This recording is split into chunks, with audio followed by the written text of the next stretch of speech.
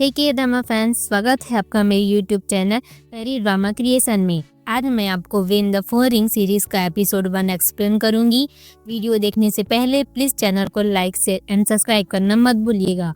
तो चलिए video start करते हैं। दोस्तों, सीरीज में एक्टर का नेम है बिग सॉन और एक्ट्रेस है होंग ही जू। कहानी की शुरुआत बिग सॉन के ग्रैंड एंट्री से होती है, जो कि साउथ कोरिया के प्रेसिडेंट का स्पोक पर्सन है। आज वह ब्रिटिश एम्बेसडर के बर्थडे पार्टी में आया हुआ है। थोड़ी देर में एक्ट्रेस होंग ही जू की एंट्री होती है, जो कि एक साइन लैंग्वेज इंटरप्रेटर है। दोनों को पार्टी में साथ देखकर वहां के लोग बातें करने लगते हैं कि सॉन के साथ ये लड़की कौन है, जिससे होंग ही जू नर्वस होने लगती हैं। दोस्तों, फिर फ्लैशबैक दिखाया जाता है कि आखिर में हुआ क्या था और इनके बीच क्या रिलेशन है। दोस्तों, दिखाया जाता है कि ही जो एक न्यूज चैनल स्टूडियो में अपना साइन लैंग्वेज का काम कर रही है। तभी वहाँ सॉन की एंट्री होती है और वह अपना लाइव इंटरव्यू देने लगता है। सीरीज की सेकंड फीमेल लीड यूरी भी हीजू के ऑफिस में काम करती है। यूरी सॉन की बहुत बड़ी फैन है, क्योंकि सॉन भी पहले एक न्यूज कास्टर था। हीजू सॉन को इंटरव्यू देते हुए देखती रहती है। सॉन की बातों को सुनकर हीजू को बहुत गुस्सा आता है और वह सॉन की ओर अपना मिडिल फिंगर दिखाते हुए वहां से चली जाती है।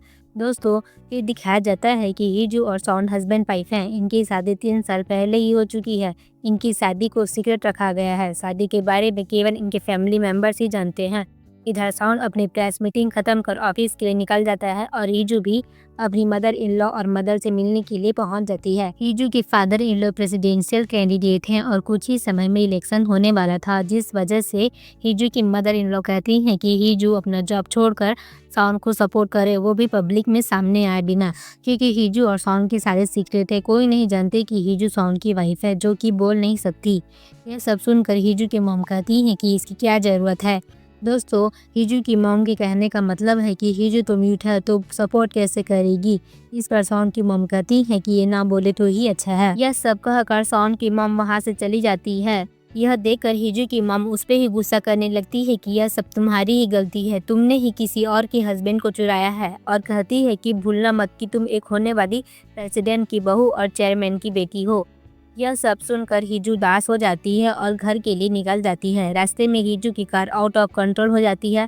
कार का न तो विंडो ओपन हो रहा था और न ही डोर, क्योंकि हीजू की कार को किसी ने हैक कर लिया था। तभी हीजू की कार का एक्सीडेंट होने वाला रहता है, पर वह बच जाती है और सामने से किसी को आते हुए दिखती है। वह और कोई नहीं बल्कि उसके कार का हैकर है। हीजू उसे देखकर समझ जाती है कि उसी आदमी ने ही उसकी कार हैक कर ली है। वह आदमी हीजू की कार के अंदर चला जाता है और सॉन को कॉल कर बोलता है कि मैंने तुम्हारी वाइफ को किडनैप कर लिया है, मैं उसे मार दूंगा। तभी सॉन के मोबाइल की बैटरी डेड हो जाती है, तो उसे चार्ज में लगाकर हीजू की मॉम को कॉल करता है और हीजू के बारे में पूछता है, तो वह बताती है कि हीजू काफी समय पहले ही घर से निकल चुकी है। यह सुनकर सॉन रिलैक्स हो जाता है। उसे लगता है कि हीजू घर पहुंच चुकी है, उसके साथ कोई प्रैंक कॉल कर रहा है। तभी किडनैपर को दोबारा कॉल आता है। तब सॉन कहता है, मार दिया मेरी वाइफ को, जानता भी है कौन है मेरी वाइफ और तू किससे बात कर रहा है। तब किडनैपर बोलता है कि मैंने तेरी वाइफ के गले में चाकू रखा है। सॉन कॉल को प्रैंक कॉल समझकर कहता है, तो मार देना। इस पर किडनैपर बोलता है, मैं सच में मार दूंगा, वाइफ चाहिए तो पैसे भेज। इस पर सॉन रिप्लाई देता है, तेरी डिमांड तू अपने पास रख, इससे मुझे कोई फर्क नहीं पड़ता, और कॉल कट कर देता है, जिससे किडनैपर को बहुत गुस्सा आता है और वह वायर से हीजू का गला घोटने लगता है, जिस वजह से कार आउट ऑफ कंट्रोल हो जाती है। फिर किडनैपर हीजू को छोड़ देता है और कहता है, क्या तेरे हस्बैंड को तुझसे प्यार नहीं है। किडनैपर सॉन को दोबारा कॉल करता है, लेकिन इस बार सॉन कॉल पिक नहीं करता, जिससे किडनैपर गुस्से में हीजू के गले में चाकू से कट कर देता है और कहता है, कोई बात नहीं, तेरा पति मुझे पकड़ नहीं पाएगा, क्योंकि ये कॉल बाकी फ़ोन की तरह नहीं है। इस फ़ोन में 10 मिनट से ज़्यादा बात करने पर ही ट्रैक किया जा सकता है और वॉइस मॉड्यूलेशन ऑन है, जिस वजह से वह मेरी आवाज़ पहचान नहीं पाएगा। इसके बाद सॉन को दोबारा कॉल करता है। इस बार सॉन कॉल रिसीव कर लेता है। फिर किडनैपर बोलता है, मैंने बोला था ना, मैं तेरी वाइफ को मार दूंगा। इस पर सॉन कहता है, तो मार देना, जब वह लाश बन जाए तब मुझे कॉल करना। फिर कॉल कट कर देता है। यह सब सुनकर हीजू को बहुत गुस्सा आता है और वह काफ़ी स्पीड से कार चलाने लग जाती है।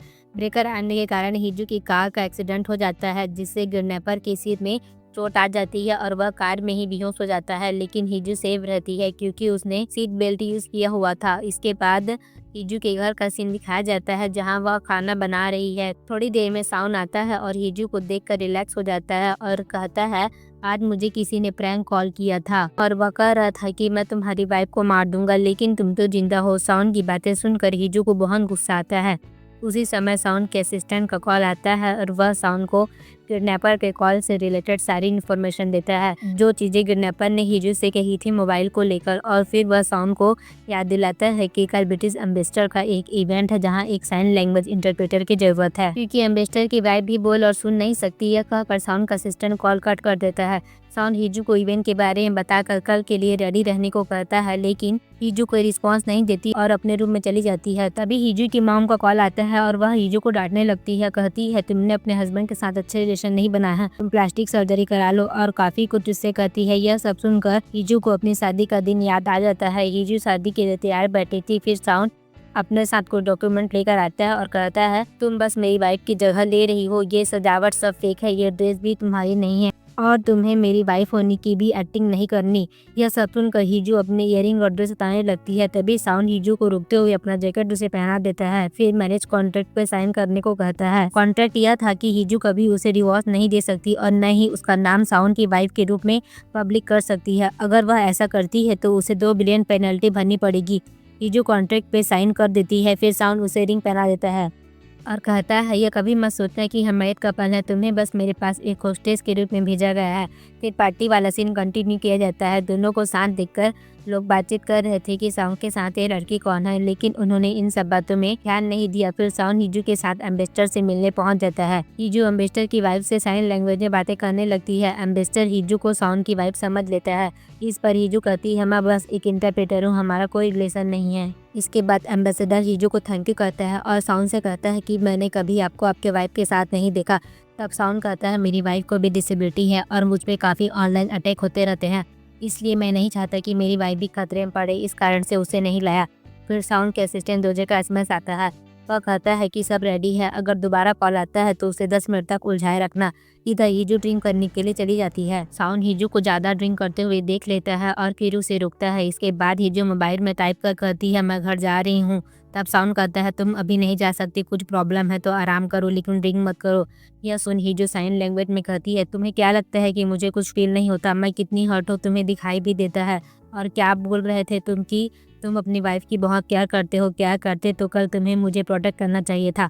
और फिर उसे गाली देने लगती है और वहाँ से चली जाती है। कुछ समय बाद किडनैपर का कॉल आता है। फिर साउन कहता है, कैसे कल तुम मेरी वाइफ को मार नहीं पाए, वह तो सेफ है। दोजे के कहने पर साउन किडनैपर को बातों में उलझाने लगता है।